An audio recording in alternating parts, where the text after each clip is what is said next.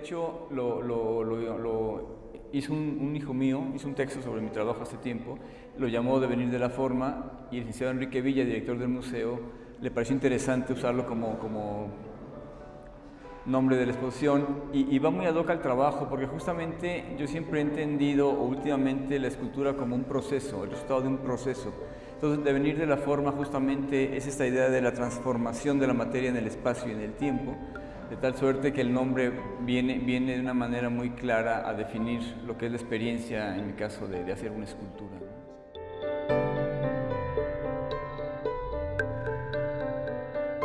Pues yo creo que como todo, y repitiendo la idea del proceso, la vida es eso, es un proceso, y cuando empiezas en algo pues tienes que generar un inicio lógico, ¿verdad?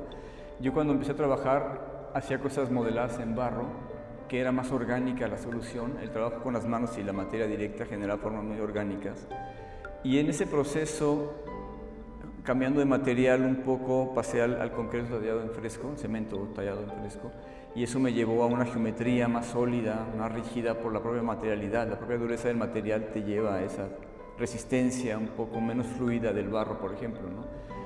Y el peso del material, por un lado, era parte de sus características positivas, pero también era un poquito delicado el pensar en hacer piezas grandes y andarlas moviendo, exponiendo, ofreciendo. Y se me ocurrió un día hacer una forma similar, pero en metal, trabajando en metal.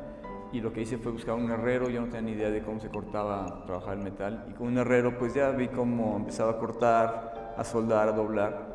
Y lo que gané en liviandad de la pieza, también lo gané en la espacialidad de la propia materia, porque el metal, si lo trabajas con planos, lo que hace la forma es ir envolviendo el espacio. Y al ir envolviéndolo generas estos vacíos que permiten que la pieza, por un lado, crezca en formato sin que el peso sea obligadamente mayor, y a la vez empieza a descubrir que el espacio vacío es parte del lenguaje de la escultura. Entonces de ahí empecé como a ir avanzando, y lo abstracto siempre se me ha dado más que la parte figurativa. La figuración la hice en la escuela, en la Esmeralda en México, porque aparte de la academia, que fue heredada como sabemos, de las escuelas de arte españolas, ¿no? Sin embargo, esta idea de la apertura hacia lo abstracto, que implica una interiorización más de la persona creadora hacia afuera, porque no hay una referencia que copies, digamos, ¿no? La figura humana pues es una copia del exterior, y lo que haces no deja de ser una copia, ¿no? En cambio, la idea de generar tus invenciones formales pues te da una libertad más amplia, más personal. Es un reto mayor porque el trabajo es infinito, depende de tu capacidad creativa, el tiempo que le dediques, tu información visual también. Yo ahora encuentro en internet una enorme cantidad de imágenes, ¿verdad? Basta que pongas escultura abstracta y le piques y aparecen muchos escultores. Y entonces te das cuenta que mucho de lo que tú crees que era tuyo ya está hecho por otros. De repente hay unas relaciones muy curiosas.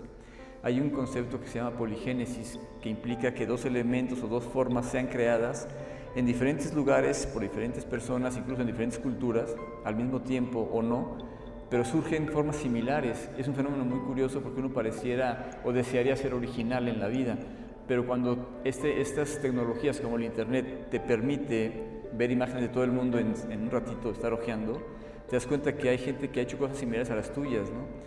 Entonces ahí también es un poco el reto de entender y aceptar que los seres humanos tenemos cosas en común de alguna manera. La simbología visual que traemos maquilando en la cabeza, de repente pasa eso que se reproduce en otros sitios. Pero aún así la libertad creativa es tan amplia que yo me siento muy a gusto haciendo escultura abstracta.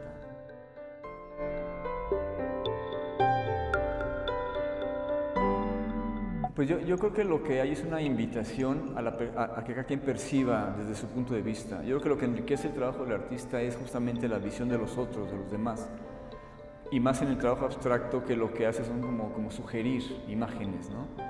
No es que el título defina la obra, ni la obra tenga una sola lectura. Yo creo que la lectura la da cada espectador con el gusto de dedicar un poco de tiempo a observarla y descubrir el placer tal vez en el simple espacio que generan dos planos que se han doblado, ¿no? O la sombra que surge entre estos elementos. Son formas muy abstractas y tal vez muy de todos los días, pero parece mentira. Si no es por la escultura o a través de la escultura, uno a lo mejor no empezaría a apreciar lo que es la sombra como un fenómeno óptico, ¿no? La escultura tiene parte de su gracia, es justamente acentuada con la luz, encontrar los ritmos, las maneras en que se manifiesta estas sombras, este espacio que se abre, estas partes que se juntan buscando una unidad, todo este tipo como de pautas formales que uno genera como escultor, pues son invitaciones a que la gente las descubra, las vea, las lea y que acepte o interprete la forma como más le plazca. No hay una regla, no hay una regla. Creo que parte de la gran gracia de la escultura es esa libertad, repito, de lecturas, porque habla de una libertad creativa hacia unas libertades interpretativas. No hay reglas tan rígidas, si eres esto y te lo aprendes, ¿no? No es eso, no es la escuela. Creo que al contrario es un gozo por la vida, por la creación, por este tiempo libre aplicado a la escultura hasta que se hace una profesión, ¿verdad? Porque realmente hay mucho de ocio aplicado en la escultura porque no es algo que te vaya ni redituar dinero a corto plazo, ni es algo que tenga que justificarse para alguna empresa o algo muy concreto. Es jugar con la materia, jugar con las formas, ver hacia dónde te lleva la producción de la pieza. Entonces, como dicen, te vuelves como un niño creativo que está jugando con la materia, y la idea es que las esculturas manifiesten ese juego del cual salieron, ¿verdad? No es una cosa tan rígida ni tan científica que obedezca a ciertas leyes muy obsesivas, ¿no? O muy precisas. Yo creo que la libertad creativa es un don del hombre que no debe perderse, y en mi caso como escultor la juego todos los días. Y la idea de compartirlo es que la gente vea con ese gusto de la pieza y con esa libertad sin prejuicios, simplemente pues, por entender el fenómeno plástico de una realidad visual, como decía hace poco, de objetos que no sirven para nada, o sea, no tienen una utilidad. Eso les da la libertad de existencia más allá ya se descompuso, ya la tiro, ¿no? Ya no sirve, ¿no? Yo creo que son como voces, como palabras, como expresiones humanas que parten desde el interior con la intención de querer comunicarse con los demás. Ese deseo de comunicación siempre está presente en las formas, ¿verdad?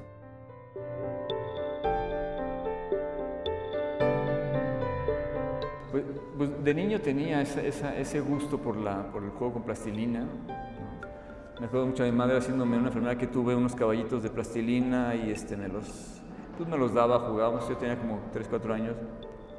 Más adelante, como a los 5 o 6 años, empecé yo a trabajar plastilina, seguramente por una especie de necesidad de introspección, ¿no? Yo tuve 6 hermanos, éramos una familia numerosa, y según me acuerdo y me comentan mis padres y mis hermanos, pues yo era de los hermanos como el más introspectivo, el más callado, ¿no? Y yo no dudo que esta necesidad de externar este mundo interno hacia afuera me llevó a la escultura como una actividad humana de creación continua. Creo que uno también es consecuencia de su vida, de su educación, de su entorno. Y entonces desde chico hacía escultura. El problema que tiene uno en la educación, o tuve yo en mi etapa de primaria, secundaria, prepa, es que no hay materias dedicadas al arte plástico que den con la misma seriedad con la que dan matemáticas o geografía o otro tipo de actividades. Entonces, si no descubres con el tiempo que es por ahí el camino, te puedes ir de frente y nunca enterarte que pudiste haber sido escultor o pintor. Surge con una necesidad tan clara que no puedes negarlo después de un tiempo. No es tan fácil, hay gente que nos lleva muchos años. Yo estudié ingeniería electrónica un rato, diseño gráfico otro tanto, un poco de música, buscando, ¿no?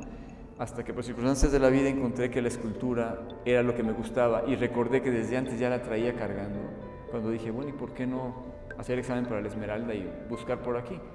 Y sí, pues hice el examen, entré, empecé a sentir que los maestros entendían que yo traía esa semilla en potencia, y empecé a trabajar, y ya llevo 30 años haciendo escultura. Hay un desarrollo, seguramente, no que pueda hablar yo ya de un final, de que ya logré llegar hasta donde quería. Creo que esto es inacabable porque todos los días descubres maneras, ¿no? Yo creo que la escultura o el trabajo creativo, sobre todo, lo que te da es una gimnasia mental que te predispone con más facilidad cada vez a transformar las cosas, ¿no? Cada vez es más fácil, si tienes un pedazo de papel, saber qué hacer con él. A lo mejor hace 20 años pues, dudaba o lo tenía o no sabía, ¿no? Pero después de estar haciendo 30 papelitos doblados, cortados durante un mes, pues el 31 ya como que tienes un músculo como medio entrenado, y es menos difícil saber hacia dónde caminar. Vas desarrollando también ciertas técnicas que te permiten ir hacia donde quieres ir, ¿no? Entonces, pues se va dando el trabajo según le dedicas tiempo. Eso sí es un trabajo muy exigente, el del arte plástico, porque para poder lograr un lenguaje propio, personal, requieres muchas horas de estar encima de la materia, ¿no? ¿Verdad?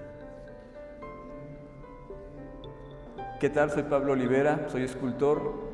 El día de hoy, viernes 29 de marzo, a las 9 de la noche, tendremos el gusto de compartir con todos ustedes la inauguración de esta exposición que se llama Devenir de la Forma, estará abierta hasta el 16 de junio, entonces los invito a que si pueden y quieren venir a ver una exposición de escultura en este museo de Federico Silva, pues adelante, adelante.